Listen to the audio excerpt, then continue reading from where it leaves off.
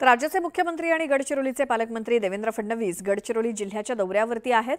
मुख्यमंत्री देवेंद्र फडणवीस यांच्या स्वप्नातला प्रोजेक्ट अशी ओळख असलेल्या लॉर्ड्स अँड मेटल्स एनर्जी लिमिटेडच्या एकात्मिक पोलाद प्रकल्पाचं भूमिपूजन फडणवीस यांच्या हस्ते होणार आहे। लोह खनिजातून पोलाद निर्मिती करण्याच्या सगळ्या प्रक्रिया एकाच ठिकाणी असलेला राज्यातला एकमेव एकात्मिक पोलाद निर्मिती प्रकल्प असून या प्रकल्पातून 4.5 दशलक्ष टन पोलादाची निर्मिती होणार असून 24,000 कोटी रुपयांची गुंतवणूक यात होतीये। तसंच लोह खनिजाचं उत्खनन झाल्यानंतर थेट कोनसरीच्या या प्रकल्पापर्यंत खनिजाची वाहतूक करण्यासाठी 85 किलोमीटर लांबीची स्लरी पाईपलाईन टाकण्यात आली असून राज्यातली अशा पद्धतीची ही एकमेव पाईपलाईन आहे। या पाईपलाईनचं उद्घाटन देवेंद्र फडणवीस यांच्या हस्ते होणार आहे। गडचिरोलीचे पालकमंत्री राज्याचे मुख्यमंत्री देवेंद्र फडणवीस यांचा ड्रीम प्रोजेक्ट म्हणजे गडचिरोलीला स्टील हब बनवणे आणि त्या दिशेने जी वाटचाल सुरू झालेली आहे त्यात महत्त्वाचा भाग म्हणून आज भूमिपूजन करण्यासाठी देवेंद्र फडणवीस गडचिरोलीत येत आहेत। हा आपण बघू शकता, हा जो प्रकल्प आहे 2017 मध्ये या ठिकाणी फक्त शेती होती आणि या ठिकाणी मुख्यमंत्र्यांच्या हस्ते या पोलाद प्रकल्पाचं भूमिपूजन झालं होतं कोनसरीमध्ये आणि त्यावेळी जे आश्वासन देण्यात आले होते त्या दृष्टीने पडलेलं पाऊल आहे। आज आपण पाहतो या ठिकाणी प्रकल्प उभा राहिलेला आहे। देशातला सर्वोच्च प्रतीचं चांगलं लोह खनिज हे सूर्यागडच्या पहाडीवर दडलेलं आहे आणि त्या ठिकाणी सूर्यागडमध्ये लोह खनिज सुरू आहे।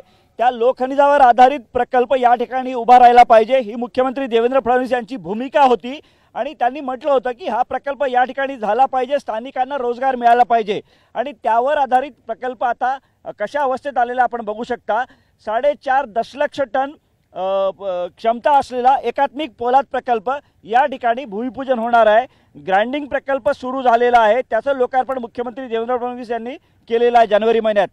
सगळ्यात महत्त्वाचं म्हणजे 24,000 कोटी रुपयांची गुंतवणूक यामध्ये आहे आणि त्यातून 10,000 तरुणांना प्रत्यक्ष रोजगार मिळणार आहे आणि अप्रत्यक्षपणे मोठ्या प्रमाणात तरुणांना यामध्ये रोजगार मिळणार आहे अशी शक्यता वर्तवली जात आहे। एकूण आपण जर बघितलं तर गडचिरोलीची स्टील हब अशी ओळख दाखवण्यासाठी हा प्रकल्प खूप महत्त्वाचा आहे। व्हिडिओ जर्नलिस्ट प्रशांत मोहितेसह महेश तिवारी, न्यूज 18 लोकमत, कोनसरी, चामोर्शी, गडचिरोली। तर आज मुख्यमंत्री देवेंद्र फडणवीस हे गडचिरोलीमध्ये आहेत आणि तिथून आमचे प्रतिनिधी महेश तिवारी आपल्यासोबत जोडले गेलेत। महेश, आज मुख्यमंत्र्यांचा एकतर वाढदिवस आहे, त्यात ते गडचिरोलीमध्ये आहेत आणि त्यांचं ड्रीम प्रोजेक्ट असलेल्याचं पायाभरणी त्यांच्या हस्ते होतीये, भूमिपूजन होतंय, काय सगळ्याबद्दल सांगाल?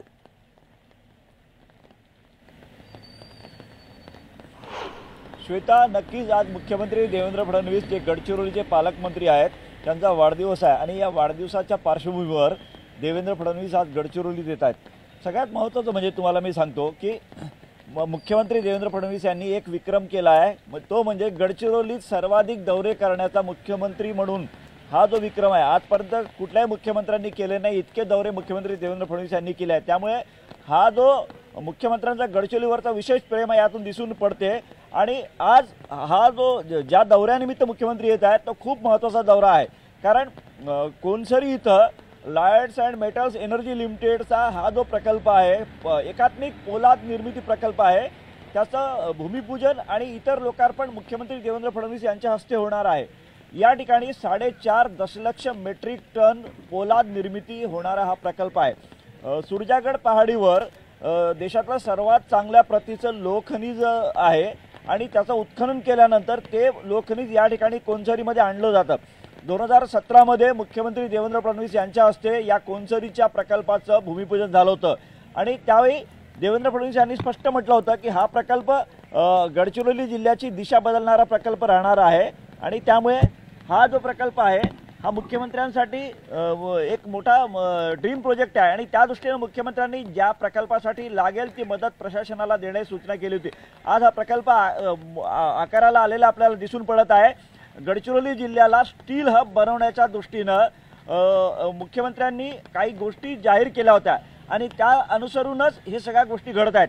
हा मागास जिल्हा आहे आणि या ठिकाणी खनिज संपत्ती मोठ्या प्रमाणात आहे, मात्र उद्योग विरहित जिल्हा म्हणून गडचिरोलीची ओळख आहे, ती ओळख बदलवण्याच्या दृष्टीनं मुख्यमंत्री देवेंद्र फडणवीस प्रयत्नशील आहेत आणि त्यातूनच हा कोनसरी येथील हा जो लॉर्ड्स अँड मेटल्सचा प्रकल्प आहे हा सुरू होत आहे। यात महत्त्वाचं म्हणजे लोहखनिज जे आहे ते अनेक ठिकाणी नेलं जातं, त्याच्या प्रक्रिया होते, त्यातून स्टीलची निर्मिती होते.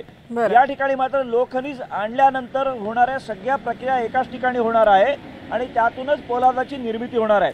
दुसरं महत्त्वाचं, सुरजागडच्या पहाडीवर जे लोहखनिज उत्खनन होतं ते वाहतुकीनं आणलं जात होतं, त्यातून अनेक गोष्टी घडत होत्या. त्यामुळे ते टाळण्यासाठी स्लरी पाईपलाईन टाकण्याचा निर्णय झाला. आणि या स्लरी पाईपलाईनचं देखील भूमिपूजन होणार आहे मुख्यमंत्र्यांच्या हस्ते. धन्यवाद या सगळ्या माहितीसाठी.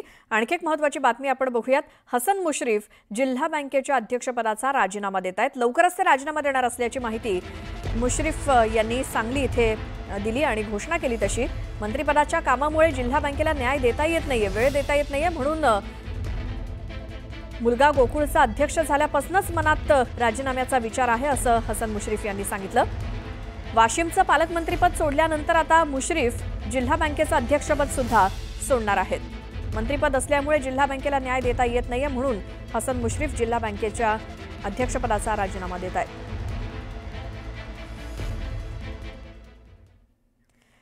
महाराष्ट्राच्या राजकीय पटलावरील 2 दिग्गज नेत्यांचा आज वाढदिवस. राज्याचे मुख्यमंत्री देवेंद्र फडणवीस आणि राज्याचे उपमुख्यमंत्री अजित पवार यांच्या वाढदिवसानिमित्तानं कार्यकर्त्यांमध्ये अगदी उत्साहाचं वातावरण आहे.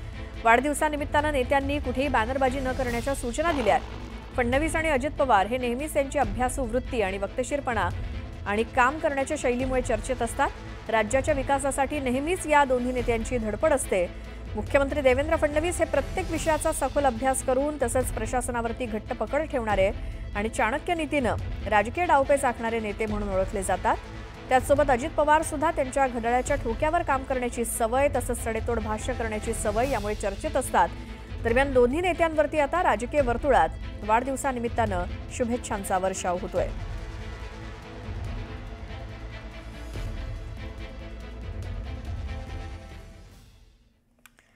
तर मुख्यमंत्री देवेंद्र फडणवीस यांचा आज वाढदिवस आहे. या निमित्तानं पंतप्रधान मोदींनी फडणवीसांना शुभेच्छा दिल्या आहेत. महाराष्ट्राचे मुख्यमंत्री देवेंद्र फडणवीस जी यांना वाढदिवसाच्या हार्दिक शुभेच्छा. ते महाराष्ट्राच्या प्रगतीसाठी आणि गरीब आणि दलितांना सक्षम करण्यासाठी अथक परिश्रम करतायत. जनतेच्या सेवेत त्यांना दीर्घ आणि निरोगी आयुष्य लाभो, अशी पोस्ट करत पंतप्रधानांनी फडणवीसांना वाढदिवसाच्या शुभेच्छा दिल्या.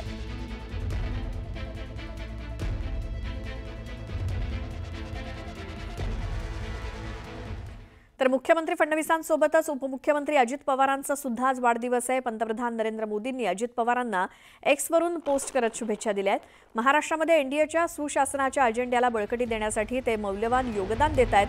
त्यांना दीर्घ आणि निरोगी आयुष्य लाभो, अशा शुभेच्छा पंतप्रधानांनी अजित पवारांना दिल्या आहेत.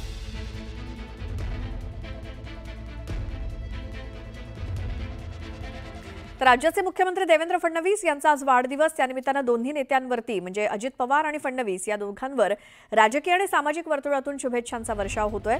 राज्याचे उपमुख्यमंत्री एकनाथ शिंदे यांनी देवेंद्र फडणवीस आणि अजित पवार यांना वाढदिवसाच्या शुभेच्छा दिल्या आहेत. एकनाथ शिंदे यांनी या दोघांना वाढदिवसाच्या शुभेच्छा देतानाच त्यांच्यासाठी अनेक विशेषणं वापरली आहेत. विश्वासाचा हात असू दे, मैत्रीचा सहवास असू दे, महाराष्ट्राच्या उद्धाराचा रात्रंदिन हा ध्यास असू दे, महाराष्ट्राच्या विकास यात्रेचे शिलेदार माननीय मुख्यमंत्री देवेंद्रजी फडणवीस यांना जन्मदिवसाच्या उदंड शुभेच्छा, अशा खास शुभेच्छा शिंदेंनी मुख्यमंत्र्यांना दिल्या आहेत.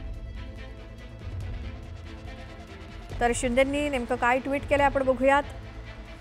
मुख्यमंत्री देवेंद्र फडणवीस यांच्या वाढदिवसाच्या निमित्तानं उपमुख्यमंत्री एकनाथ शिंदे म्हणतायत, विश्वासाचा हात असू दे, मैत्रीचा सहवास असू दे, महाराष्ट्राच्या उद्धाराचा रात्रंदिन हा ध्यास असू दे, महाराष्ट्राच्या विकास यात्रेचे शिलेदार माननीय मुख्यमंत्री देवेंद्रजी फडणवीस यांना जन्मदिनाच्या उदंड शुभेच्छा.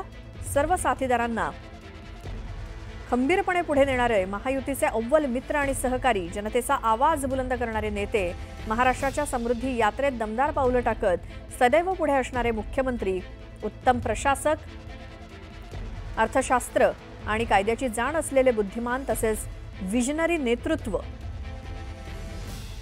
अनेक गुणांचा समुच्चय असलेल्या आणि सकारात्मकतेचं मूर्तिमंत उदाहरण ठरलेल्या मित्रवर्य देवेंद्रजी यांना दीर्घ आणि आरोग्यपूर्ण आयुष्य लाभो, हीच ईश्वरचरणी प्रार्थना, अशा शब्दात शुभेच्छा दिल्या आहेत उपमुख्यमंत्री एकनाथ शिंदे यांनी.